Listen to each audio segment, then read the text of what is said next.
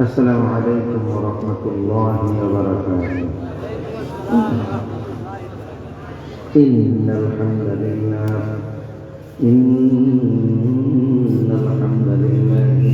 نحمده ونستعينه ونستغفره ونؤمن به ونتوكل عليه ونعوذ بالله من شرور أنفسنا ومن سيئات أعمالنا من يهده الله فلا مضل له ومن يضلل فلا تجد له وليا مرشدا ونشهد أن لا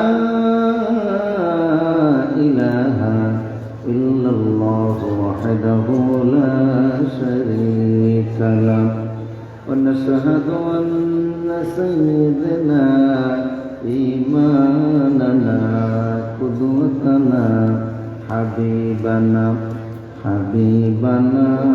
طبيبنا وطبيب أرواحنا محمد الذي أرسله بالحق بشيرا ونذيرا وداعيا إلى الله بإذنه وسراجا منيرا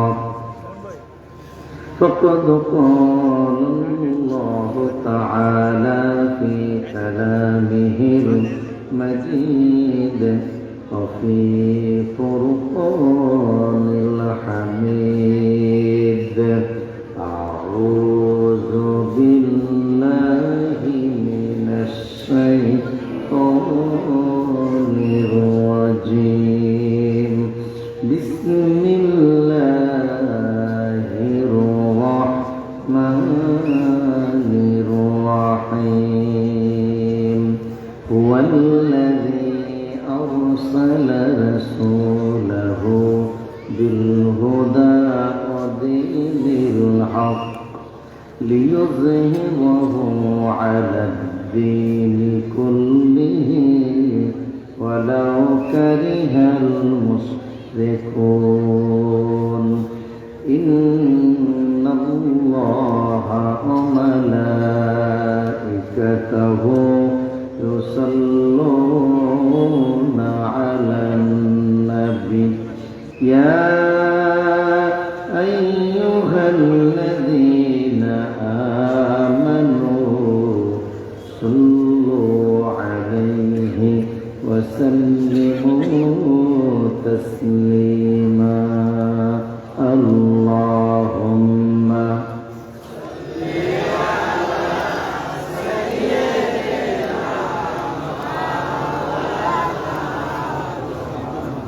وعلى آل سيدنا مدينة بلبلي جنة ماير بلي दिन कटे रात कटे তোর বেদনার ফুল তুলি ও মদিনার বুলবুলি আল্লাহুম্মা সাইয়্যিদিনা মাওলানা মুহাম্মদ ওয়া আলা আলি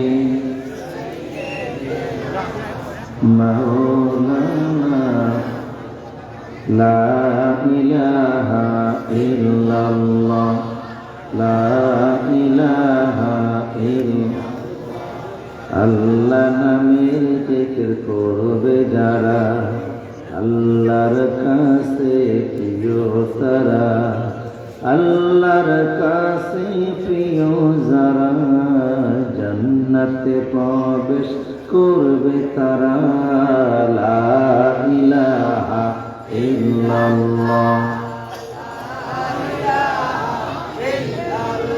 লা ইলাহা ইল্লাল্লাহু মুহাম্মাদুর রাসূলুল্লাহ সাল্লাল্লাহু বিসমিল্লাহির রহমানির রহিম।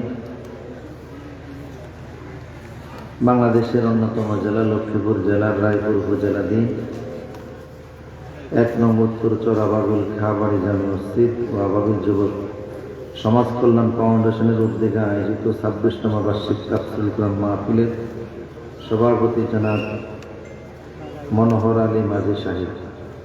আজকের মাহফিলের প্রধান মেহমান আমাদের সকলের আত্মার আত্মীয়, এদেশের তাওহীদি জনতার হৃদয় স্পন্দন আওলাদ রাসূল সৈয়দ মোহাম্মদ আনোয়ার হোসেন তাহেরি জাবিরি আল মাদানী হাফিজাহুল্লাহ। আল্লাহ হুজুরের হায়াতে বরকত দান করুন।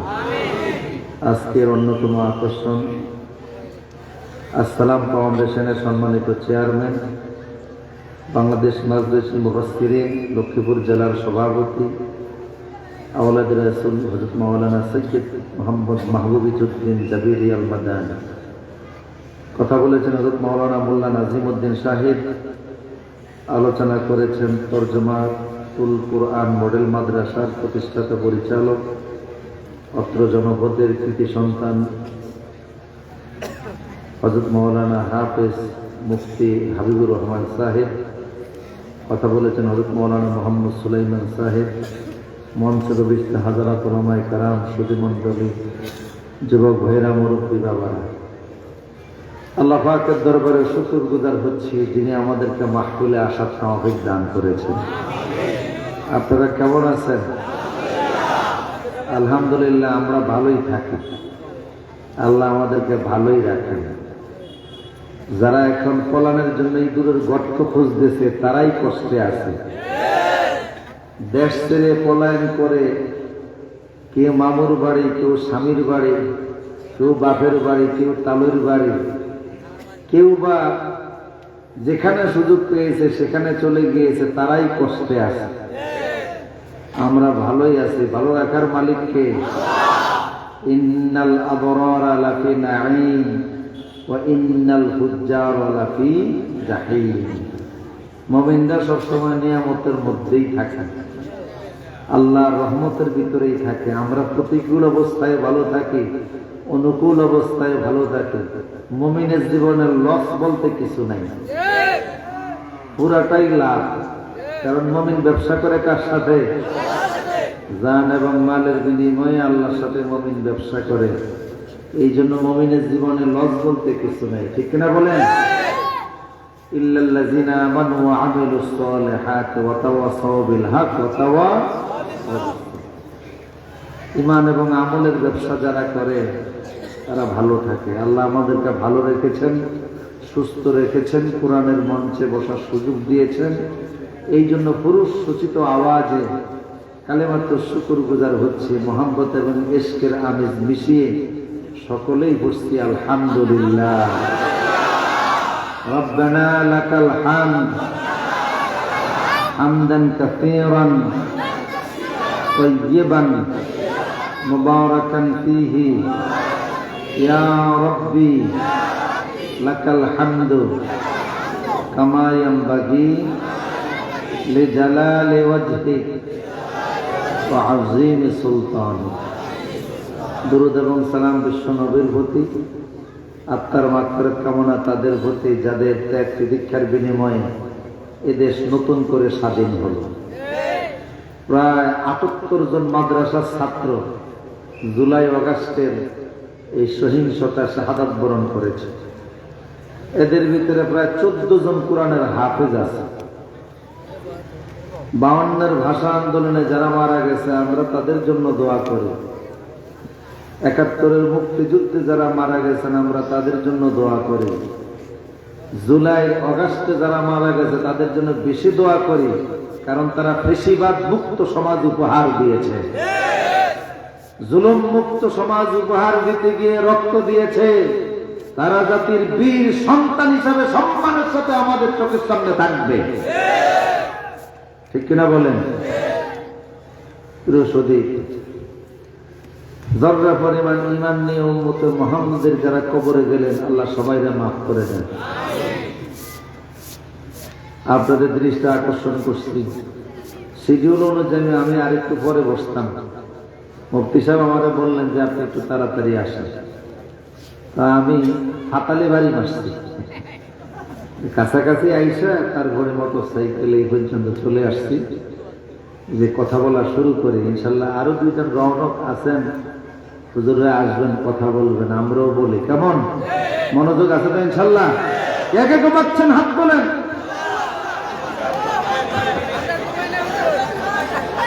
এসকে রামে যে একাকার হয়ে গেছে। যাই হোক, আল্লাহ কবুল করুন। এর ভিতরে একটা মজা আনন্দ আছে না নাই? কোরআনের মানুষগুলি এমনই হয়, কোরআন প্রেমিক লোকগুলি এমনই হয়। কোরআন দিয়ে মানুষকে ডাকলে মানুষ এরকম বেবলার মতো হয়ে যায়, ঠিক কিনা বলেন? কোরআনের সামনে মানুষ এরকমই থাকে। কোরআনের এক অর্থ হচ্ছে কারীম। কোরআনের এক অর্থ কি? কারীম। ইয়াসিন ওয়াল কুরআনিল হাকীম ইন্নাকা লামিনাল, আরেক নাম হলো হাকীম, আরেক নাম হলো কারীম। তো কারীম মানে হচ্ছে এটা কার্বন থেকে। কার্বন মানে হচ্ছে মদ। কি মদ খাইলে মাথা ঠিক থাকে? মদ খাইলে আঙ্গুর দ্বারা যে মদ বানানো হয় এটাকে কারাম বলে। আরব দেশের লোকের এই মদটা খেত। আরবে 4 ধরনের মদ প্রচলিত ছিল। তারা খেজুর বীজানো মদ খেত, তারপরে আঙ্গুর ভিজিয়ে রাখত। এটা খুব দামি মদ। আমি একবার বনানীতে গেলাম, এক নির্বাচন কমিশনের বাসায় আমার দাওয়াত। তো লিফটে যখন উঠতেছি দেখি যে এক টুকরি নামছে মদের বোতল। তা আমি জিজ্ঞেস করলাম এগুলি কি মাসে একবার নামাও?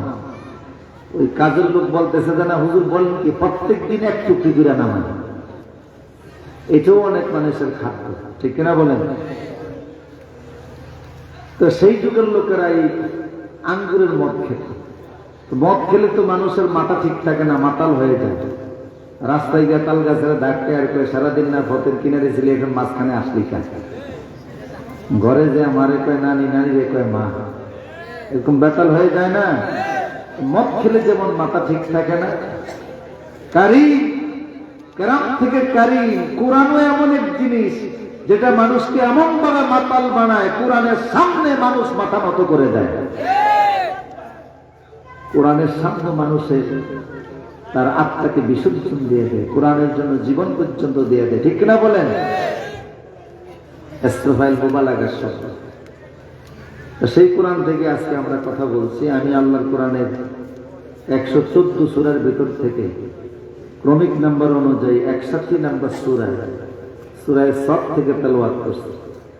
এর আয়াত সংখ্যা 14, রুকু সংখ্যা 2। হিজরতের পর সূরাটি নাজিল হয়েছে, এই জন্য মাদানী। আল্লাহ সুবহানাহু ওয়া তাআলা বলছেন, হুয়াল্লাযী আরসালা রাসূলাহু বিল হুদা ওয়া দীনিল হক লিইয়ুযহিরাহু আও লিইয়ুগলিবাহু আলা সাইরিল আদিয়ান লিইয়ুযহিরাহু আলা দ্বীনি কুল্লিহি ওয়ালাউ কারিহাল মুশরিকুন। মনোযোগ আছেন ইনশাআল্লাহ? আল্লাহ পাক বলছেন, হুয়াল্লাযী আরসালা রাসূলাহু, তিনি সেই মহান সত্তা, তিনি সেই মহান রব, তিনি সেই আসমান জমিনের মহান অধিপতি, যিনি তার রাসূলকে জমিনে পাঠিয়েছেন। আরসালা রাসূলাহু, আল্লাহ নিজে রাসূলকে জমিনে পাঠিয়েছেন। খালি হাতে পাঠান নাই, হেদায়েত সহকারে, সত্য দিন সহকারে আল্লাহ পাঠিয়েছেন। লিইয়ুযহিরাহু আও লিইয়ুগলিবাহু, তিনি যেন সারা দুনিয়ার বাতিল মতবাদের উপরে ইসলামকে প্রতিষ্ঠিত করে দেন। এখান থেকে আমরা বুঝলাম রাসূল নিজে নিজে আসেন নাই, রাসূলকে ছায়া না লাগছে। কথা বলেন না? রাসূল নিজে আসেন নাই, রাসূলকে যিনি পাঠিয়েছেন তিনি কে? মুহাম্মদ সাল্লাল্লাহু আলাইহি ওয়াসাল্লাম পৃথিবীতে নিজে আসেন নাই, ওনাকে আল্লাহ পাঠিয়েছেন। আল্লাহ বললেন, আমি আমার হাবিব পাঠাবো, আমার বন্ধুকে পাঠাবো, তোমরা না চাইলে আমি দিব না। কারণ যেই জিনিস সহজে পাওয়া যায় সেই জিনিসের দাম থাকে না। যেই জিনিস পাইতে পরিশ্রম করতে হয় সেই জিনিসের দাম আছে না নাই? ছেলে 1000 টাকা দামের চাদর দিয়ে 300 টাকা দামের জুতা মুছতেছে, একজন জিজ্ঞেস করলো, চাদর দিয়ে জুতা মুছতেছে, চাদরটা তো খুব দামি মনে হয়, কাশ্মীরি শাল। কয় হ্যাঁ, তো এই চাদর দিয়ে জুতা মুছতেছে? কয় জুতা কিনে দিছে বাবা, চাদর আমার পরিশ্রমের পয়সায় কিনা। চাদর যেহেতু আমার টাকায় কিনা, এই জন্য চাদরের প্রতি আমার কদর বেশি। জুতা বাবার দশজনের প্রতি আমার তেমন কদর নাই। যেই জিনিস নিজে পরিশ্রম করে অর্জন করে, এই জিনিসের প্রতি মানুষের আলাদা একটা নজর আছে, ঠিক কিনা বলেন? যে জিনিস পাইতে কষ্ট যত বেশি, সেই জিনিসের প্রতি মানুষের আকর্ষণ। জুলাইয়ের এই স্বাধীনতা আনতে গিয়ে শত শত যুবক জীবন দিয়েছে, কথা বলেন ঠিক কিনা? শহীদ হয়েছে। ছোট্ট বাচ্চাদের নিয়ে শুরু করে রিক্সার ড্রাইভার, ব্যানওয়ালা, ঠেলাওয়ালা সহ 2000 মানুষের জীবনের বিনিময়ে এই নতুন স্বাধীনতা এসেছে। এই স্বাধীনতায় যা হয়েছে আর না হয়েছে, এক শ্রেণীর মানুষের ব্যবসায় একেবারে ভাটা পড়ছে, কথা বলে না? এক শ্রেণীর বুদ্ধিজীবী ছিল এই দেশে, বুদ্ধিস্তুতে এদের মাথার মধ্যে চুল একটাও নাই, পুরা মাথা হইলে ইন্টারন্যাশনাল এয়ারপোর্ট। দেখছেন না বুদ্ধিজীবী? এই দেশের চাষবাসের যদি জায়গার অভাব হয়, বুদ্ধিজীবী মাথার মধ্যে চাষ করতে পারে, একটার মাথা তো কি নাই। এই বুদ্ধিজীবীদের কিছু ব্যবসা ছিল, এক ধরনের ব্যবসা তারা করত, যে স্বাধীনতার চেতনা, এটা তাদের শব্দ ছিল। এই স্বাধীনতার চেতনা বিক্রি করে এরা বছরের পর বছর চলছে। আরেকটা শব্দ ছিল রাজাকার, কথা বলেন ঠিক কিনা? আরেকটা শব্দ ছিল যুদ্ধ অপরাধী। আমরা দেখলাম যে যারা যুদ্ধ অপরাধী বলতো, এদের ভিতরে এখন একটা ধরা পড়ছে, শাহরিয়ার কবি, কথা বলেন ঠিক কিনা?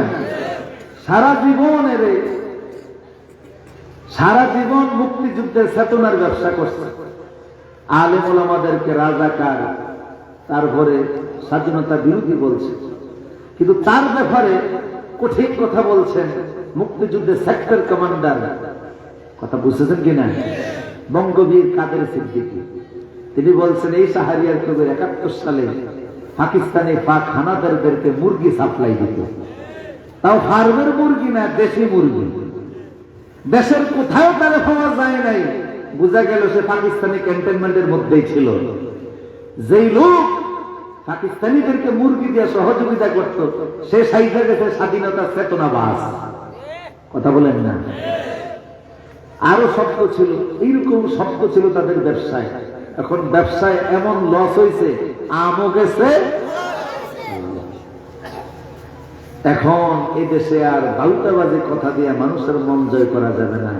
এদেশের মানুষ বুঝতে পেরেছে স্বাধীনতা 54 বছরের পরে ইসলাম ছাড়া আর দেশে শান্তি প্রতিষ্ঠা হবে না।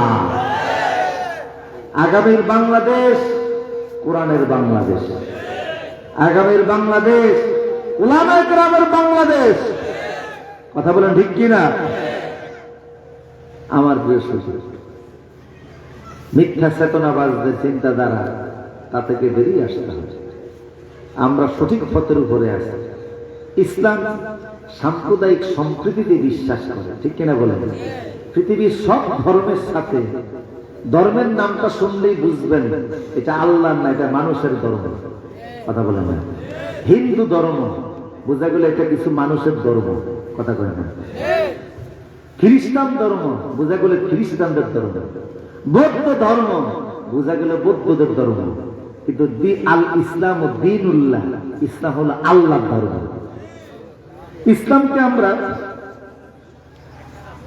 ইসলামকে আমরা কখনো কি কোরআনে বলা হয়েছে যে ইসলাম মুসলমানদের ধর্ম, শুধু মুসলমানদের ধর্ম? এটা সবার জন্য আল্লাহ দিয়েছেন। আল্লাহ পাক বলছেন দীনুল্লাহ, এটা আমি আল্লাহর ধর্ম। সুবহানাল্লাহ বলবেন না? আল্লাহ পাক বলছেন, বলেন আমার সাথে, ইযা জাআ নাসরুল্লাহি ওয়াল ফাতহ ওয়ারাআইতান নাসা ইয়াদখুলুনা ফি দীনিল্লাহি আফওয়াজা ফাসাব্বিহ বিহামদি রাব্বিকা ওয়াস্তাগফিরহু ইন্নাহু কানা তাওয়াবা। ইসলাম হলো দীনুল্লাহ, আল্লাহর ধর্ম। দ্বীনুল মুসলিমিন কোরআনে বলে না, বলা হচ্ছে দ্বীনুল্লাহ, আল্লাহর ধর্ম। এই জন্য ইসলাম যদি প্রতিষ্ঠিত হয়ে যায়, হিন্দু বৌদ্ধ খ্রিস্টানদের কোনো অসুবিধা হবে না। তারা এই দেশে রাষ্ট্রীয়ভাবে ইসলাম প্রতিষ্ঠা হলে মায়ের কোলেই তারা বসবাস করবে। তারা তাদের ধর্মীয় রীতিনীতি যেমন আছে তেমনটা পালন করতে পারবে, কোনো সমস্যা নাই, ঠিক কিনা বলেন? কিন্তু ইসকন নাম দিয়ে সন্ত্রাসী কার্যকলাপ চালাবে, এটা মুসলমান বরদাস্ত করবে না। সুস্থ স্বাভাবিক ভাবে যার যার অধিকার নিয়ে সে বসবাস করুক, আমাদের কোনো আপত্তি। মনোযোগ আছে না আপনাদের? রাসূল নিজে নিজে আসছে না আল্লাহ পাঠাইছে? আল্লাহ বললেন আমি আমার নবীকে পাঠাবো, তবে না চাইলে পাঠাবো না, চাইয়া না লাগবে। তবে পৃথিবীর যে কোনো মানুষ চাইলেও দেব না, পৃথিবীর ভালো মানুষ, প্রথম সারির মানুষ চাওয়া লাগবে। এই জন্য পৃথিবীর প্রথম সারির একজন মানুষ উলুল আজম মিনার রাসূল, রাসূলদের ভিতর থেকে অন্যতম একজন নবী ইব্রাহিম আলাইহিস সালাম বিশ্ব নবীর ব্যাপারে আল্লাহর কাছে দরখাস্ত দিলেন, আল্লাহ আমি তোমার কাছে বলি শ্রেষ্ঠ যে মুহাম্মদকে তুমি জমিনে পাঠিয়ে দাও। রাসূল নিজে নিজে আসলেন না, আল্লাহ পাঠালেন। এমনিতে আসলেন না, ছায়া লাগলো। সুবহানাল্লাহ। সাধারণ কোন মানুষ চায় নাই, বিশ্ব নবীকে আল্লাহর রাসূল ইব্রাহিম নবী চেয়েছেন, তাও খালি হাতে তিনি চান নাই। কাবা নির্মাণ করেছেন, কাবা নির্মাণের পরে আল্লাহর কাছে দরখাস্ত দিয়ে বলেন, আল্লাহ আগে আমি তোমার কাছে দোয়া করেছিলাম, তুমি আমারে জমজম ওলা দিয়েছো, এবার আমি তোমার কাছে কাউসার ওলা চাইতেছি। আগে পেয়েছি জমজম ওলা ইসমাঈল, এবার চাই কাউসার ওলা মুহাম্মদ সাল্লাল্লাহু আলাইহি সাল্লামকে চাই। আল্লাহ বলেন, ইব্রাহিম রে, আমার ঘর কাবা নির্মাণের পরে যেহেতু দোয়া করেছো, তোমারে তো খালি হাতে ফেরত দিতে পারি না, যাও আমি তোমার দোয়া কবুল করলাম, তোমার বংশে আখির নবীকে পাঠিয়ে দেওয়ার সিদ্ধান্ত নিলাম। তিনি দোয়া করলেন, রব্বানা ওয়াবআস ফীহিম রাসূলাম মিনহুম, রব্বানা ওয়াবআস ফীহিম রাসূলাম মিনহুম ইয়াতলু আলাইহিম আয়াতিক। আল্লাহু আকবার বলেন। ইব্রাহিম আলাইহিস সালাম দোয়া করলেন, আল্লাহ আখির নবী বিশ্ব নবী নবীকুল সম্রাট মুহাম্মদ সাল্লাল্লাহু আলাইহি ওয়াসাল্লামকে পাঠান। আল্লাহ বললেন, তোমার ছেলে ইসমাঈলের বংশ থেকে আমি মুহাম্মদকে পাঠিয়ে দেব। এই জন্য ওনাকে আবুল আম্বিয়া বলা হয়, মানে নবীদের বাবা। ৮-১০ জন নবী বাদে দুনিয়ার ম্যাক্সিমাম নবী ইব্রাহিম নবীর বংশ থেকে আল্লাহ পাঠিয়েছেন।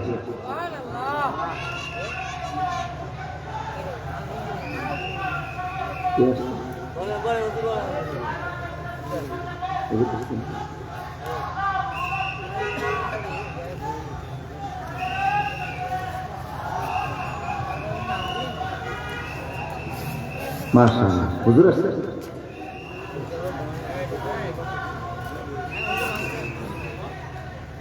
আলহামদুলিল্লাহ, কবুল করুন। আওলাদ রাসূল হুজুর আমাদের মাঝে তাশরীফ এনেছেন, আল্লাহ হুজুরের হায়াতে বরকত দান করুন, বলে আমিন।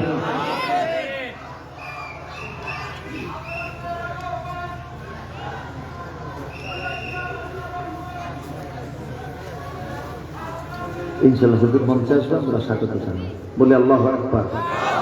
সবাই বলে আলহামদুলিল্লাহ। বিশ্বনন্দিত আলেমে দ্বীন আমাদের মাঝে এসেছেন, আমরা বলি আলহামদুলিল্লাহ।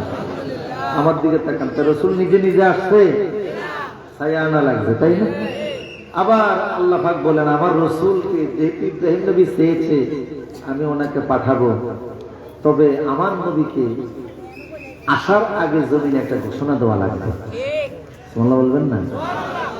কি দেওয়া লাগবে? একটা ঘোষণা দেওয়া লাগবে। ঘোষণা ছাড়া আমার নবীকে আমি দিব না। হুজুর মঞ্চে আসতেছে, তাকবীর দেন, লিল্লাহি তাকবীর, লিল্লাহি তাকবীর। আওলাদ রাসূলের আগমন, শুভেচ্ছা, নারে তাকবীর।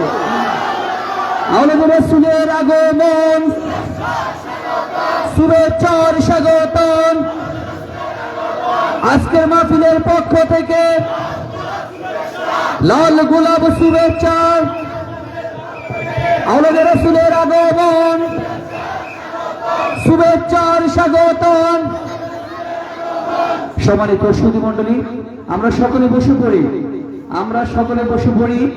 আমরা ইতিমধ্যে দেখতে পেয়েছি আমাদের সামনে এসে উপস্থিত হয়েছেন আজকের মাহফিলের প্রধান অতিথি হায়দ্রাবাদ তাহেরিয়া আলেম কামিল মাদ্রাসার সম্মানিত সুযোগ্য চেয়ারম্যান এবং হজ কাফেলার সম্মানিত সুযোগ্য চেয়ারম্যান, আন্দরকিল্লা শাহী জামে মসজিদের সম্মানিত খতিব এবং আজকের মাহফিলের প্রধান অতিথি আলহাজ হযরত মাওলানা সৈয়দ মোহাম্মদ আনোয়ার হুসাইন তাহির জাবিরি আল মাদানী সাহেব।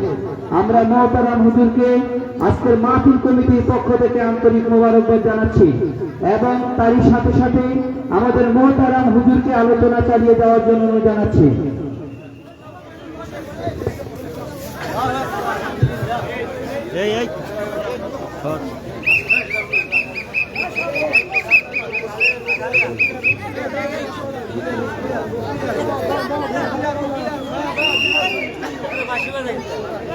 আলহামদুলিল্লাহ বলি আলহামদুলিল্লাহ। আজকের মাহফিলের প্রধান অতিথি আমাদের মাঝে এসেছেন, খুশি আপনারা? হুজুর শুধু এই হায়দারগঞ্জ, রায়পুর, লক্ষ্মীপুরের মুরব্বী না, সারা বাংলাদেশের আলেমদের নেতা। ঐতিহাসিক সরোয়ার্দী উদ্যানে এই তো একেবারে বৃষ্টি স্নাত পরিবেশে গত অক্টোবর মাসে লক্ষাধিক জনগোষ্ঠীর উপস্থিতিতে দেশের সর্বস্তরের দেশ বরেণ্য ইসলামিক স্কলার আলেমদের মজলিসে চিফ গেস্ট করে হুজুরকে সেখানে দাওয়াত দিয়ে রাষ্ট্রীয় স্বীকৃতি দেওয়া হয়েছে এই দেশের আলেমদের নেতা হলেন আওলাদের রাসূল। আলেমরা আনুষ্ঠানিক স্বীকৃতি দিয়েছে আওলাদের রাসূল যেদিকে আমরা সেদিকে আছি। নবী বংশের লোকেরা এই দেশ এবং জাতির উম্মতের সেরাজ, এই বাতি যেদিকেই থাকবে উম্মত সেদিকেই যেতে হবে। ওইখানে গেলে উম্মতের কল্যাণ আছে, বরকত আছে। কথা বলো ঠিক কিনা? আওলাদের রাসূল আল্লাহর পক্ষ থেকে এক বিশাল বড় নেয়ামত। হুজুর হায়াত আল্লাহ বরকত দান করুন। হুজুরের অনুমতি নিয়েছি, আমি আর কয়েক কথা বলবো। আমার প্রিয় সচিব, রসুল নিজে নিজে আসেন নাই, আল্লাহ বললেন নবী হে আমার রসুলকে আমি এখন পাঠাবো, তবে আমার হাবিব আসার আগে একটা ঘোষণা দেওয়া লাগবে। সাধারণ কোন মানুষ ঘোষণা দিলে হবে না, ঈসা নবীকে আল্লাহ বাছাই করলেন ঘোষণা দেওয়ার জন্য। وَإِذْ قَالَ عِيسَى ابْنُ مَرْيَمَ يَا بَنِي إِسْرَائِيلَ إِنِّي رَسُولُ اللَّهِ إِلَيْكُمْ مُصَدِّقًا لِمَا بَيْنَ يَدَيَّ مِنَ التَّوْرَاةِ وَمُبَشِّرًا بِرَسُولٍ يَأْتِي مِن بَعْدِي اسْمُهُ أَحْمَدُ। ঈসা নবী বললেন, শোনো, আমার পরে একজন নবী আসতেছে, তার নাম হলো আহমদ। যারা বলেন সুবহানাল্লাহ। তার নাম কি? আমার পরে যিনি আসতেছেন তার নাম হলো আহমদ। আমার পরে তিনি আসতেছেন। ঈসা নবী ঘোষণা দিয়ে দিলেন, সে কোন বন্ধু বলো বেশি বিশ্বস্ত, কার কাছে সব কথা বলা যায়, কার কাছে মন খুলে দেয়া যায়, হওয়া যায় বেশি আশ্বস্ত। তার নাম আহমদ, বড় বিশ্বস্ত। যে জন কখনো ব্যথা দিতে জানে না, যে জন কেবলই মুছে দেয় বেদনা, হৃদয়ের হাহাকার আপন করে নিতে আর কার বুক এত প্রশস্ত। তার নাম আহমদ, বড় বিশ্বস্ত। ঈসা আলাইহিস সালাম বললেন, শোনো, আমার পরে যিনি আসতেছে তার নাম হলো আহমদ। ঘোষণা হয়ে গেল, এখন মুহাম্মদ সাল্লাল্লাহু আলাইহি ওয়াসাল্লাম পৃথিবীতে আসবেন, কিন্তু কোন জায়গায় আসবেন, কোন শহরে আসবেন? চাইলে তো আল্লাহ রসুলকে বাংলাদেশেও আনতে পারতেন। কথা বলেন না? এই দেশে কোন নবী রাসূল আসছে বলে ইতিহাস বলে না, তবে আমার দেশে 3 জন সাহাবী এসেছেন। সাহাবায়ে কেরাম 70 হিজরি সালে দিনাজপুরে নির্ঘাতের মসজিদ প্রতিষ্ঠা করেছেন। ইখতিয়ার উদ্দিন মোহাম্মদ বখতিয়ার খলজি এসেছেন, শাহজালাল এসেছেন, শাহ মাকদুম রূপস এসেছেন, খান জাহান আলী এসেছেন, শাহ আমানত শাহ এসেছেন, যে সকল আউলিয়া কেরাম সাহাবীদের মাধ্যমে এই জমিন ধন্য হলো। এই জমিনকে গৌর গোবিন্দের দেশ বলা যাবে না, এটা শাহজালালের দেশ। এই দেশকে লক্ষণ সেনের দেশ বলা যাবে না, এটা আওলাদের রাসূলের দেশ। এই দেশকে রবীন্দ্রনাথ ঠাকুরের দেশ বলা যাবে না, এটা কবি নজরুলের দেশ। সুতরাং এখানে দিল্লির আইন চলবে না, এ দেশে চলবে মদিনার আইন, আল্লাহর কোরআনের আইন। স্বাধীনতার 54 বছর হয়ে গেল, কত সরকারি তো আমরা দেখলাম অনেকে অনেক কথা বলে ক্ষমতা নিয়েছে, কিন্তু আল্লাহর আইন একটা আইনও প্রতিষ্ঠিত করে নাই, বরং যখন সুযোগ পেয়েছে ইসলামের বিরুদ্ধে অবস্থান নিয়েছে। লেসবিয়ান সমকামিতাকে রাষ্ট্রীয়ভাবে প্রতিষ্ঠিত করার চেষ্টা করেছে। বর্তমান যে উপদেষ্টা পরিষদ আছে সেখানেও এমন একজন উপদেষ্টাকে জায়গা দেওয়ার চেষ্টা করা হলো, শপথ নেওয়া হলো, যিনি এই জাতীয় নাটক সিনেমা বানাতেন। আজকের তথ্য পাইলাম যে জনগণের তীব্র হুঙ্কারের কারণে ওনাকে উপদেষ্টা থেকে বাদ দেওয়া হয়েছে। পরিষ্কার আমাদের কথা, শহীদদের 24 শহীদদের সাথে বেঈমানি করা যাবে না। অসংখ্য মাদ্রাসার ছাত্র হাফেজ আলেম ওলামা জীবন দিয়েছে, নাস্তিক মুরতাদদের এজেন্ট বাস্তবায়ন করতে দেওয়া হবে না। প্রয়োজনে আবার রক্ত দেব, ইসলাম বিরোধী একটা এজেন্ডা বাস্তবায়ন করতে দেওয়া হবে না। কারণ যেতে হাত তুলে দেখো,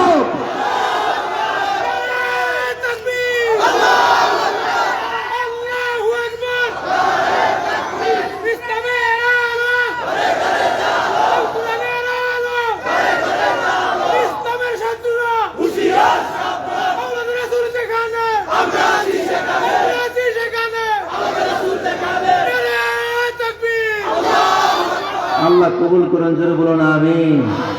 এদেশের মানুষকে আর ভুল বোঝানো যাবে না, অপব্যাখ্যা দিয়ে ইসলাম থেকে দূরে সরানো যাবে না। নাস্তিক মুরতাদরা সভা সমাবেশ করে, সেখানে বাদাম খাওয়া লোক ছাড়া খুঁজে পাওয়া যায় না। আর দেশে এখন প্রতিদিন 3 থেকে 4 হাজার মাহফিল অনুষ্ঠিত হচ্ছে, প্রত্যেকটা মাহফিলে যুব সমাজ বিদ্যুতের সমাগম হচ্ছে, হাজার হাজার জনতা উপস্থিত হয়ে প্রমাণ দিচ্ছে আমরা মানব রচিত আইনের দেশ চাই না, আল্লাহর কোরআনের বাংলাদেশ চাই। রাসূল সাল্লাল্লাহু আলাইহি ওয়াসাল্লাম আসবেন পৃথিবীর কোন শহরে, দুনিয়ার কেউ ঠিক করে নেই, আল্লাহ আগের থেকে ঠিক করে রাখছেন। ইচ্ছে করলে আল্লাহ ইউরোপে বাড়াতে পারতেন, বাংলাদেশে, জাপানে, আমেরিকায় সহকারে পৃথিবীর অন্য দেশে পাঠাতে পারতেন। সেটা আল্লাহ চিন্তায় না করে পৃথিবীর একটা শহরকে আল্লাহ বাছাই করলেন, একটা দেশ বাছাই করলেন, এটা হলো মক্কা। সুবহানাল্লাহ। আল্লাহ রসুলকে কেন মক্কায় পাঠালেন? কারণ মক্কা হলো পৃথিবীর হাট। সারা পৃথিবীর আয়তন হলো 51 কোটি 19 লক্ষ বর্গ মাইল। 51 কোটি 19 লক্ষ বর্গ মাইলের বিশাল এই পৃথিবীতে ছোট বড় 232টা দেশ আছে, বিশাল বড় সমুদ্র পথ আছে, অনেকগুলি সাগর আছে, নদী আছে। তাম দুনিয়ার ভিতরে মক্কা হলো পৃথিবীর হাট। হাড়ের গুরুত্ব অনেক বেশি। আমাদের দেহের ভিতরে একটা হাড় আছে না নাই? হাড় হলো দেহের তালিকা, রক্তগুলি সঞ্চালিত হয়ে যাচ্ছে, কিন্তু হাড়ের ওজন কিন্তু বেশি না। যদিও হাড় হলো শরীরের মূল, ওজন হলো মাত্র 300 গ্রাম। বুঝেননি আপনারা কথা?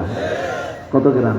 মাত্র 300 গ্রাম। এটা 12 সেন্টিমিটার লম্বা হয়, 8 সেন্টিমিটার প্রস্থ হয়। প্রতি 1 মিনিটে একটা সুস্থ মানুষের হাড় 72 বার মানচিং করে। এই সম্প্রচার হয়, সংকুচিত হয়, সম্প্রচার হয়, সংকুচিত হয়, সম্প্রচার হয়। একবার সংকুচিত হয়েছে আর ছাড়ে না, শেষ। আবার সম্প্রচারিত হয়েছে আর এরকম হয় না, তাও শেষ।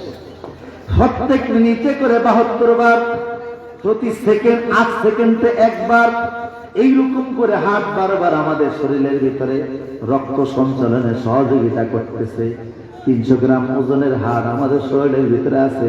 রাসূল বলেছেন, আলা ইন্না ফিল জাসাদিল মুদগা ইযা সালুহাত সালুহাল জাসাদু কুল্লু ওয়া ইযা ফাসাদাত ফাসাদাল জাসাদু কুল্লু আলা ওয়া হিয়াল কালব।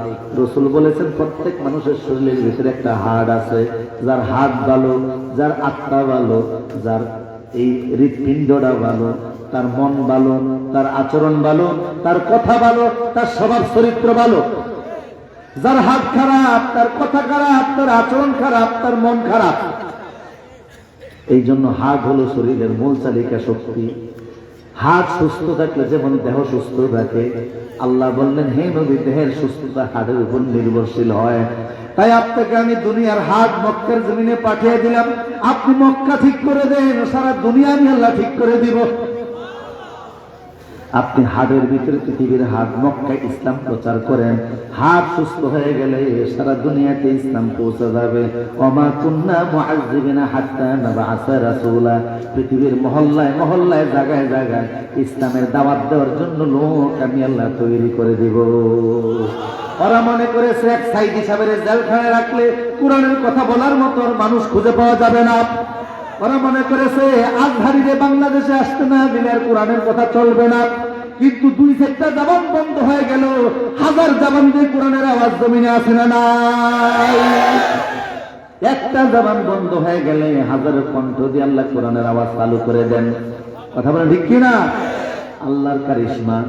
6 মাস এই দেশে কোরআনের হাফেজ, 1 মাসও কোরআনের হাফেজ, এরকম আছে না নাই? কয়জনকে ঠেকাবা? শত শত আল্লাহ তৈরি করে দিবেন, কারণ সব সারি কার হাতে। আমার কেউ শুধু রসুলকে আল্লাহ বলেন আপনি মক্কা ঠিক করে দেন, পৃথিবীর হাট ঠিক করে দেন, সারা দুনিয়াতে আমি ইসলাম পৌঁছে দিব। পুকুরে যদি গোসল করতে যান, পুকুরের মাঝখানে যদি আঙ্গুল দ্বারা টোকা দেন, দেখবেন পানির ভিতরে একটা ঢেউ সৃষ্টি হয়, ওই পানিটা সমান্তরাল ভাবে পুকুরের চারদিকে ছড়িয়ে যায়। আল্লাহ বলেন নবী হে, মক্কার ভিতরে আপনি ইসলামটা দাওয়াত দিয়ে দেন, পৃথিবীর হাট ঠিক করে দেন, সারা দুনিয়ার পরতে পরতে কোনায় কোনায় আমি আল্লাহ ইসলামটা পৌঁছে দেব। ইসলাম শুরু হয়েছে মক্কা থেকে। কোথা থেকে? বাদাল ইসলাম গরিবান সায়াউদু গরিবান ফাতুবা লিল গুরাবা। বুঝতেছেন আপনারা কথা? বাংলাদেশের এক সময় একজন প্রথিতযশা আলেম ছিলেন মাওলানা আব্দুল গাফফার সাহেব রহমাতুল্লাহ আলাইহি। উনি সুর দিয়ে ওয়াজ করতেন না, কথা বলতেন স্বাভাবিক, তবে মানুষ খুব মজা পাইত। শুরু দিয়ে বাংলাদেশে ওয়াজের সংস্কৃতি একটা শৈল্পিক রূপ দান করেছিলেন শহীদ আল্লামা দেলোয়ার হোসেন সাঈদী। তা আব্দুল গাফফার সাহেব বলেন যে আমি ইন্ডিয়াতে গেলাম মাহফিলের সফরে, ইন্ডিয়ার বিভিন্ন জায়গায় মাহফিল করতেছি। একদিন সকালবেলা এক এলাকায় আমরা সেখানে মেহমান, ওরা নাস্তা নিয়ে আসলো খাওয়ানোর জন্য। তো নাস্তা হলো খিচুড়ি নিয়ে আসছে, গরম খিচুড়ি, উপরে ঢেলে দিছে ঘি, তাবলিকের বড় প্লেটের মতো। আমরা চারপাশে গোল হয়ে বসেছি, মাঝখানে ঘি, খিচুড়ি তার উপরে ঘি, বুঝতেছেন? এখন সবাই চারপাশে বসে আছে, ঘি দিয়ে খিচুড়ি, যদি গরম খিচুড়ি খাই একটা মজা আছে না নাই? তো পশ্চিম পাশে যেই মালানা বসা, এই প্লেটের বড় প্লেট তো তাবলিকে, পশ্চিম পাশে যেই মালানা বসা, উনি দেখলেন যে ঘি তো মাঝখানে, উনি করছেন কি ঘির ভিতরে হাত ঢুকাইছে। এখন কিছু একটা বলা লাগবে না, উনি যে ঘি নিজের দিকে নিবে একটু তাই না, মজা করে খাওয়ার জন্য, এটা তো কিছু বলা লাগবে। উনি বললেন যে দেখেন আমি তো প্লেটের পশ্চিম দিকে, ঘি হলো মাঝখানে। ইসলামও প্রথম পৃথিবীর মাঝখানে মক্কায় ছিল, সেখান থেকে ইসলাম প্রথম গেছে ইথিওপিয়ার দিকে, মানে মক্কা থেকে পশ্চিম দিকে। তা আমিও তো প্লেটের পশ্চিম প্রান্তে, এই বলে ঘির ভিতরে হাত ঢুকাইয়া ঘি নিজের দিকে টান দেওয়া শুরু করছে। অন্য মালানারা দেখে সর্বনাশ, উনি যেভাবে ঘি টান দিছে, ঘি স্রোত তো ওনার দিকে যাওয়া শুরু হয়েছে, আমরা তো বঞ্চিত হয়ে যাব। পূর্ব ভাষা যে মালানা বসা, উনি আরেকটু বেশি চালাক। উনি কয় ভাই আপনি ঠিকই বলছেন যে ইসলাম প্রথম আসছে মক্কায়, সেখান থেকে গেছে ইথিওপিয়ায় পশ্চিম দিকে, এরপরে কিন্তু ইসলাম মক্কা থেকে গেছে মদিনার দিকে, মানে পূর্ব দিকে। এটা বললে নিজেও খিচুড়ির ঘির ভিতরে হাত ঢুকে নিজের দিকে টানা শুরু করছে। ঘি স্রোত গেছে পশ্চিমে ইথিওপিয়ায়, উনি দিয়েছে মদিনায় পূর্ব দিকে। আব্দুল গাফফার সাহেব দেখলে সর্বনাশ, এই দুইজন দুই ফতুয়া দিয়ে যেভাবে ঘি দিয়া খাওয়া শুরু করছে, আমরা তো বঞ্চিত হয়ে যাব। উনি করলেন কি, যত ঘি ছিল পুরাটা সমস্ত খিচুড়ির মধ্যে মাইকা বলতেছে ভাই, এরপরে কিন্তু ইসলাম সারা দুনিয়া ছড়িয়ে পড়ছে। ঘিডারে ইসলামের সাথে তুলনা করছে, কথা বলতেছেন না আপনারা? আল্লাহ বললেন নবী আপনি মক্কায় দাওয়াত দেন, মক্কা থেকে আমি আল্লাহ সারা দুনিয়া ইসলামটাকে পৌঁছে দেব। এখন মক্কায় আল্লাহ রসুলকে পাঠাবেন, কিন্তু কার করে পাঠাবেন? যে কোনো লোকেরা তো নির্বাচন করলে হয় না। আল্লাহ বিশ্ব নবীকে পাঠানোর জন্য বাছাই করলেন আব্দুল মুত্তালিবকে। কিন্তু আব্দুল মুত্তালিব তো ওনার 12 ছেলে, যে কোনো ছেলের করে এত পাঠালে হয় না। এক ছেলের নাম আব্দুল উজ্জা, আরেক ছেলের নাম আব্দে শাম, আরেক ছেলের নাম আব্দে আমর, এদের নামের সাথে শিরিক আছে। আরেক ছেলের নাম আব্দুল আবু লাহাব। এই ছেলেদের ঘরে যদি রসুলকে পাঠানো হতো, বিশ্ববাসী বলতো মুহাম্মদের বাবার নামের সাথে শিরিক আছে। মুহাম্মদ আবার তাওহীদের দাওয়াত দেয় কিসের? এই জন্য ওই জাতীয় বাবাদের ঘরে আল্লাহ রসুলকে পাঠালেন না, বিশ্ব নবীর জন্য এমন একজন বাবা নির্বাচন করলেন যার নামের সাথে তাওহীদ আছে। চাইলে আল্লাহ হামজার করে পাঠাই দিতে পারতেন। হামজা মানে হলো লম্বা জমিন। বাবার নাম যদি হয় লম্বা জমিন, ছেলে আবার দাওয়াত দিবে কিসের? মানুষ কিভাবে দিন পাবে? আব্বাস রাদিয়াল্লাহু তাআলা আনহু করে পাঠাতে পারতেন। আব্বাস মানে হলো পাথুরে জমিন, শক্ত জমিন। বাবার নামে যদি হয় শক্ত জমিন, ছেলে আবার নরম হবে কিভাবে?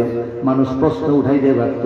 এই জন্য আব্বাস নয়, হামজা নয়, আবু তালেব নয়, আবু লাহাব নয়, হারেস নয়, আব্দুল উজ্জা নয়, আব্দুল্লাহকে আল্লাহ বাছাই করলেন যার নামের সাথে তাওহীদ আছে না নাই? আব্দুল্লাহ মানে হলো আল্লাহর বান্দা। আল্লাহু আকবার। আমরা সবাই কার বান্দা? নবীরা পৃথিবীতে এসে প্রচার করতেন, ইন্নী আব্দুল্লাহ আতানিয়াল কিতাব ওয়া জাআলানি নাবিয়্যা। সব আমরা আল্লাহর বান্দা। কথা বলেন না কার? রাসূলকে আব্দুল্লাহর করে আল্লাহ পাঠালেন। এখন মা হবে কে? যে কোনো মহিলার। তাইলে তো আমার বন্ধুকে দেওয়া যায় না, কারণ এটা হলো দুনিয়ার সবচেয়ে বড় নিয়ামত। এই নিয়ামতকে কার পেটে দেওয়া যায়? এই জন্য যে কোনো মাকে আল্লাহ পছন্দ করলেন না, সবচেয়ে বড় আমানতদার মহিলাকে আল্লাহ বাছাই করলেন, নাম হলো আমেনা। আমেনা মানে হলো পৃথিবীর সবচেয়ে বড় আমানতদার। মা পাওয়া গেল। এখন মক্কায় রসুল আসবেন, মক্কায় রসুল থাকবেন। মক্কার পরিবেশ তো ভালো না, কথা বুঝেন কিনা? আমার নবী মক্কায় থাকবে, মক্কার পরিবেশ ভালো না, মক্কার ভাষা ভালো না, আঞ্চলিক শব্দের ব্যবহারও বেশি। উনি তো বিশ্ব নবী, আঞ্চলিক শব্দ শিখলে পরে সারা বিশ্বের নেতা হবেন কিভাবে? কারণ অধিকাংশ সময় রাজধানীর ভাষা ভালো হয় না। মক্কা হলো আরবের রাজধানী। কথা বলেন না কার? আমাদের পুরান ঢাকার ভাষা কেমন? আমার আত্মীয় থাকে, আমার বড় ভাই দীর্ঘদিন থাকতেন হাজারীবাগ। হাজারীবাগ কেন্দ্রীয় মসজিদের সামনে ওয়াজ করলাম। স্টেজ থেকে নামার পরে একটা জিজ্ঞেস করে, কিরে বক্তা হালায় কি ওয়াজ করছে? হালায় জব্বর ওয়াজ করছে, হালায় ছাগলের মতো লেদাইছে। ভাষা করে জিজ্ঞেস করা হলো, কি বললো ইচ্ছা? মানে আপনার বদনাম করে নেই, প্রশংসা করছে। এটা কেমন প্রশংসা? ছাগল যখন লাদে যেমন কোনো থামাথামি নেই, এই যে বক্তারা যে আজকে ওয়াজ করছে কোনো থামাথামি নেই, শুধু বলতেই ছিল। তো ওর ভাষায় প্রশংসা করছে, কিন্তু এই ভাষা কোনো সাহিত্যের মধ্যে উঠানো যায়?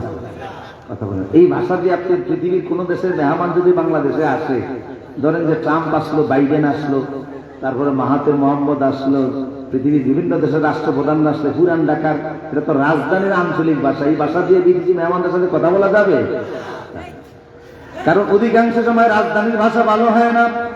আমার নবী মক্কায় ডাকলে যে ভাষা শিখবেন সেটা হবে লাগাতাল বহাল্লে, আঞ্চলিক ভাষা। অথচ উনি তো বিশ্ব নবী। এই জন্য রসুলকে তায়েফ পাঠানো হবে। তায়েফের ভাষা হলো সবচেয়ে বিশুদ্ধ ভাষা। সুবহানাল্লাহ। রসুলকে আল্লাহ তায়েফ পাঠালেন বিশুদ্ধ ভাষার জন্য। কথা বুঝতেছেন কিনা? আপনারা বলতে পারেন যদিও আরবি বিশুদ্ধ ভাষা, কিন্তু এটা তো ইংরেজি ইন্টারন্যাশনাল ভাষা না। ইন্টারন্যাশনাল ভাষা হলো ইংরেজি ভাষা। এখন আমেরিকানদের দাপট চলতেছে, তাই ইংরেজি হলো ইন্টারন্যাশনাল ভাষা। একসময় গ্রিক ভাষা ছিল ইন্টারন্যাশনাল, কারণ গ্রিক সভ্যতা পৃথিবীতে ছিল। একসময় মেসোপটেমিয়ার ভাষা ছিল শ্রেষ্ঠ ভাষা, কারণ মেসোপটেমিয়াদের রাজত্ব ছিল। সামনে আসতেছে চায়নাদের রাজত্ব, সেই চায়না ভাষা হবে পৃথিবীর সেরা ভাষা। তবে মনে রাখবেন, চায়নাদের রাজত্বের পরে সারা পৃথিবীর সবচেয়ে প্রিয় ভাষা হবে আরবি ভাষা, কারণ মুসলমানরা তামাম দুনিয়া নেতৃত্ব দিবে। ইমাম মাহদী আসতেছেন, পৃথিবীর 1 ইঞ্চি জমিন থাকবে না যেখানে মুসলমানদের রাজত্ব চলবে না। একটা ইসলাম বিদ্বেষীও তখন পৃথিবীর জমিনে খুঁজে পাওয়া যাবে না। ঠিক কিনা বলে মুসলমান? সামনে সময় আসতেছে। ইংরেজি যদিও এখন ইন্টারন্যাশনাল ভাষাটা জমিনের উপরে দিয়েই চলে, মাটির নিচে চলে না। কিন্তু আরবি এমন ভাষা মাটির উপরেও চলে, নিচেও চলে। কথা বলে না? মাটির নিচে গেলে প্রশ্ন করবে কোন ভাষায়? আমার রব্বুকা ওয়া দীনুকা ওয়া নাবিয়ুকা, সব হবে আরবি ভাষা। ঠিক কিনা বলেন? রাসূল আরবি ভাষা শিখে লাগবে বিশুদ্ধ, সেটা তায়েফে চলে গেলেন। তায়েফে কিন্তু কার ঘরে যাবেন, কোন মায়ের ঘরে যাবেন, কে দুধ পান করাবে, আগের থেকে আল্লাহ ঠিক করে রেখে দিয়েছেন। আল্লাহ না ঠিক করে রসুলকে তায়েফে পাঠান নাই।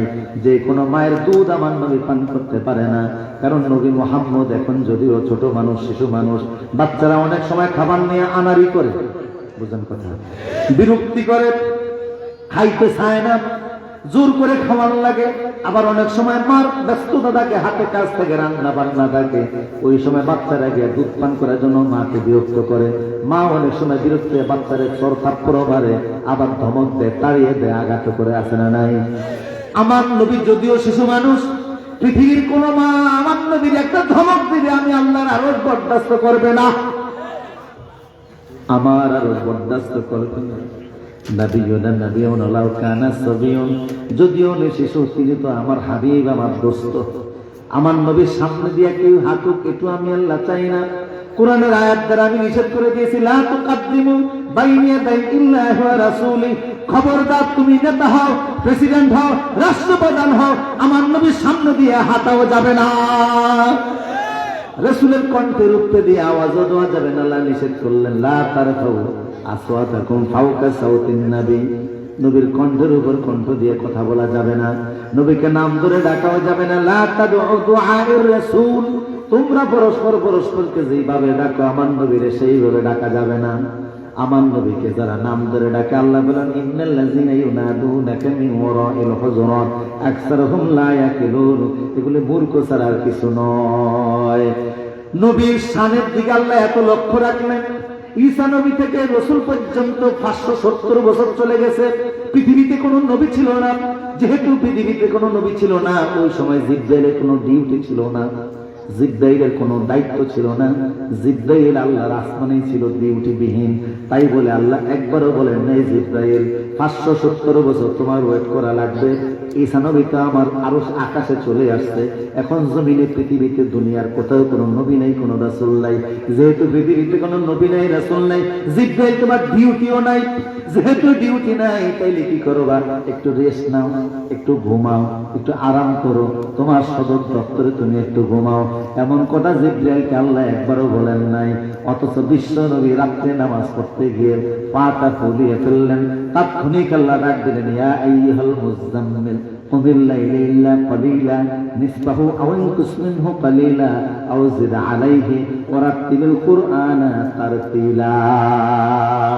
নবী হে সারা রাত কুমিল লাইলা, এই যে আলিফ লাম, আগে দিয়ে আলিফ লাম আছে, মারফা, তার মানে হলো সারা রাত দাঁড়িয়ে থাকবেন না, রাতের অর্ধেক না হলে আরেকটু কম করেন, এত কষ্ট করবেন না। বিশ্ব নবী রাত্রে দাঁড়িয়ে থাকতে থাকতে পা ফুলে গেছে, আল্লাহ সহ্য করলেন না, নবীরে বলেন একটু আরাম করেন। অথচ জিবরাইল 570 বছর দাঁড়ানো, তারে আল্লাহ একবারও বলেন একটু আরাম করো। বোঝা গেল নবীর শিশুর প্রতি সার্বিক খেয়াল আল্লাহ আছে না নাই? সেই নবীর বিরুদ্ধে কথা বলা হবে, নবীর বিরুদ্ধে গালি দেওয়া হবে, নবীকে নিয়ে কটূক্তি করা হবে। এদেশের সরকারগুলি বরদাস্ত করলো, আমরা বরদাস্ত করব না। এমন সরকারের এই দেশে আমরা চাই না। নবীর বিরুদ্ধে গালি দিলে যাদের কলিজায় আঘাত লাগে না।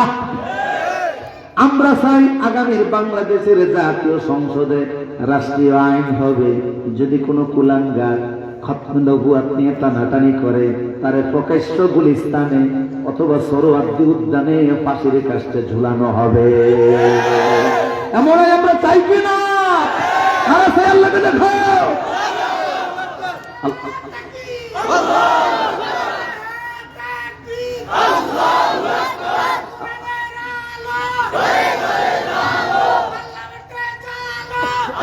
আল্লাহ কবুল করেন, ধরে বলুন আমিন।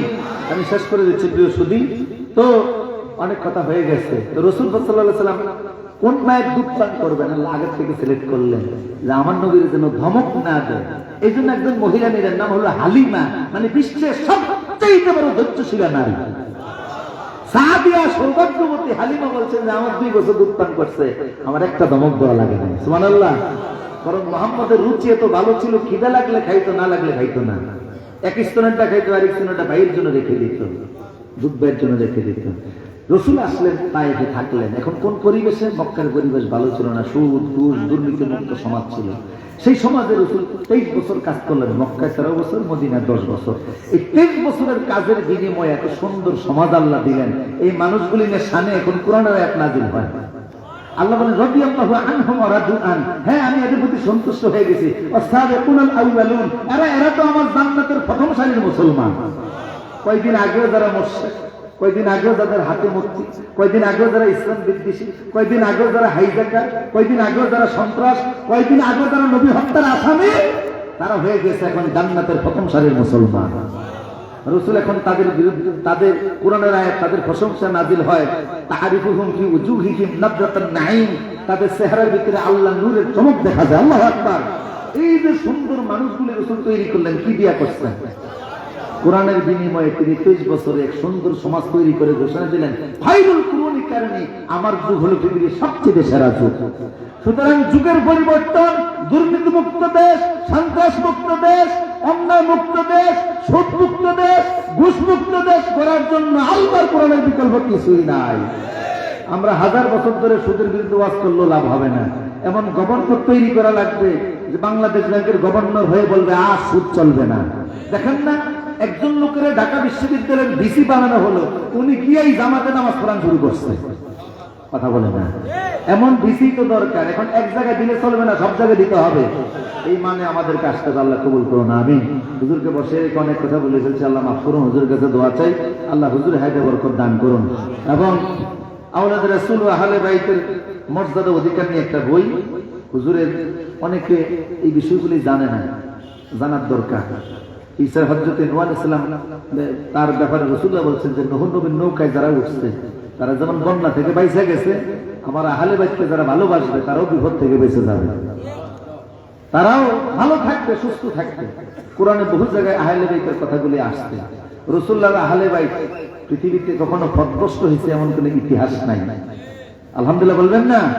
সরাসরি এই রক্তের নসবনামা যেখানে আছে, এই রক্তের ধারাবাহিকতায় যারা এসেছে, বাংলাদেশে তো অনেকে আওলাদ রাসূল দাবি করে, কিন্তু বাস্তবতা এটার খতিয়ান খুঁজতে গেলে আরএসপিএস বিএস কিছু পাওয়া যায় না। কথা বলে না? কিন্তু বাংলাদেশের বহু আলেম হায়দারগঞ্জ এসেছে, অনেক লোকেরা গোপনেও আসছে, অনেক মিডিয়ার লোকেরাও আসছে। আপনারা কি মনে করেন বাংলাদেশের সবাইকে আওলাদ রাসূলকে ভালোবাসে? কথা বলে না? সবাইকে ভালোবাসে? দুশ্মনও আছে না নাই? শত্রু আছে না নাই? যারে সবাই ভালোবাসে হে আসলে খাঁটি আল্লাহ প্রেমিক না। যার ভালোবাসার লোক থাকবে, দুশ্মনও থাকবে, সেই হলো জমিনের সেরা মুজাহিদ। আবু বকরও থাকা লাগবে, আবু জেহেলও থাকা লাগবে। কথা বলে না? সব যুগে আবু বকর ছিল, আবু জেহেলও ছিল। সুতরাং সবাই ভালোবাসে তা না। অনেক গোয়েন্দারা আসে, যখন কুস্তি পাথর দিয়া তালাশ করে, তুলা রাশি দিয়া যখন খোঁজে, তখন দেখে সৈয়দ আনোয়ার হোসেন তাহেরি জাবির থেকে শুরু করে রাসূল পর্যন্ত এই বংশনামার ভিতরে কেউ কলম বসাতে পারে এমন কোন বাপের বেটার জন্ম বাংলাদেশে হয় নাই। বাংলাদেশ তো দূরের কথা, হিন্দুস্তান সহকারে সারা বিশ্ব খুঁজে পাওয়া যাবে না। তুমি তোমার বাপদাদার কয়জনের নাম জানো? রাসূলের এই বংশনামা, বংশ পরস্পরা, এটা সঠিকভাবে বর্ণিত আছে। আওলাদ রাসূল হুজুররা বাংলাদেশে বড় হয়েছেন, বাংলাদেশে লেখাপড়া করেছেন, আরব দেশে করেছেন, সেই হিসাবে ওনারা এখানে। কিন্তু ওনার বাবা থেকে দাদারা যারা সবাই তো মক্কার মানুষ। কথা বলে না? কথা বলে ঠিক কিনা? সুতরাং রসুলের আওলাদ রাসূলের পরেই তোমাকে মক্কায় চলে যাওয়া লাগবে। সেখানে গিয়ে তুমি দেখো ওগুলি সংরক্ষিত আছে। আরবের বহু লোক এখনো আছে, 50 জন 60 জন পূর্বপুরুষের নাম তারা জানে, এটা তাদের বৈশিষ্ট্য। আলহামদুলিল্লাহ বলে। আমার দেশের মানুষের 2 জন জিজ্ঞাসা করলে হেয়ার বলতে পারে না, অনেকে দাদার নামও বলতে পারে না। কথা বলা আছে না নাই? আরব দেশ আপনি এখানে তাদের একটা বৈশিষ্ট্য, তাদের মেধাও সম্ভব। সাধারণ লোকেরাও দেখবেন যে আদম নবী পর্যন্ত তারা তাদের বাপের নাম বলতে পারে, এটা সংরক্ষিত আছে। তো সুতরাং এটা আপনাদের ঘরে আমি মনে করি থাকা ভালো। আওলাদ রাসূল আহলে বাইতের মর্যাদা, এই বইটা 100 টাকা মাত্র স্টেজে আছে, আপনারা এখান থেকে নিয়ে যাবেন। মাঠেও আছে, আপনারা নেবেন। আর হুজুরের একটা হজ কাফেলা আছে এবং ওমরা কাফেলা আছে সামনে। নভেম্বর মাসে সম্ভবত 30 তারিখের মধ্যে, এই বছর 27 তারিখের মধ্যে এইবারের হজের নিবন্ধন কমপ্লিট করা লাগবে। তবে হুজুরের সাথে হজ এটা একটা বরকতময় বিষয়। এই বছর হজের প্যাকেজে চেষ্টা করা হয়েছে কিছুটা কমানোর জন্য, যতটুকু ওনারা পারছে। বাংলাদেশ সরকারের হাতে শুধু বিমান ভাড়াটা আছে, আর কিছু দেয় না। মক্কা মদিনার বাড়ি ঘর খানা দানা সব তো ওই দেশে। তো সুতরাং চেষ্টা করছে ওনারা যতটুকু সম্ভব হয়েছে। আপনারা যাদের হুজুরের প্রায় 27 বছরের অভিজ্ঞতা এই হজের ব্যাপারে, হুজুরের সাথে যারা যেতে চান ইনশাআল্লাহ নিবন্ধন করবেন। সময় আছে কয়েকদিন, আল্লাহ আপনাদের সবাইকে কবুল করুন। মাহফিলের শেষ পর্যন্ত থেকে দোয়া নিয়ে আপনারা যাবেন। আমি এই পর্যায়ে আমার আলোচনা শেষ করছি। হুজুরের কাছে দোয়া আছে। আসসালামু আলাইকুম ওয়া রাহমাতুল্লাহি ওয়া বারাকাতুহু। আলহামদুলিল্লাহ। সম্মানিত সুধী মণ্ডলী, আমরা দুঃখ পোষণ করছি আমাদের সময়ের স্বল্পতা থাকার কারণে আমরা ওলামায়ে কেরামদেরকে যথেষ্ট পরিমাণ সময় দিতে পারিনি। সম্মানিত সুধী মণ্ডলী, এই কারণে আপনাদের কাছে আমরা ক্ষমা দৃষ্টি চেয়ে নিচ্ছি। সম্মানিত সুধী, আমাদের সামনে এতক্ষণ যাবৎ আলোচনা করেছিলেন সুমধুর কণ্ঠস্বর রাসূল সাল্লাল্লাহু আলাইহি সাল্লামের বিভিন্ন আদর্শ দিক নিয়ে আলোচনা করেছিলেন। আজকের মাহফিলের বিশিষ্ট ইসলামী চিন্তাবিদ আলহাজ হযরত মাওলানা সালাউদ্দিন চাঁদপুরী সাহেব মুহতারামের আলোচনা থেকে যে ধরনের রাসূল সাল্লাল্লাহু আলাইহি সাল্লামের আদর্শের কথা ফুটে উঠেছে, আমরা যেন তা বাস্তব জীবনে আমল করতে পারি, সকলে বলে আমিন। সম্মানিত সুধী মণ্ডলী, আপনারা দেখতে পেয়েছেন আজকের মাহফিলের প্রধান অতিথি আমাদের কলিজার টুকরা 16 কোটি মানুষের হৃদয়ের স্পন্দন চট্টগ্রাম আন্দরকিল্লা শাহী জামে মসজিদের সম্মানিত খতিব আল মাদানী হজ কাফেলার সম্মানিত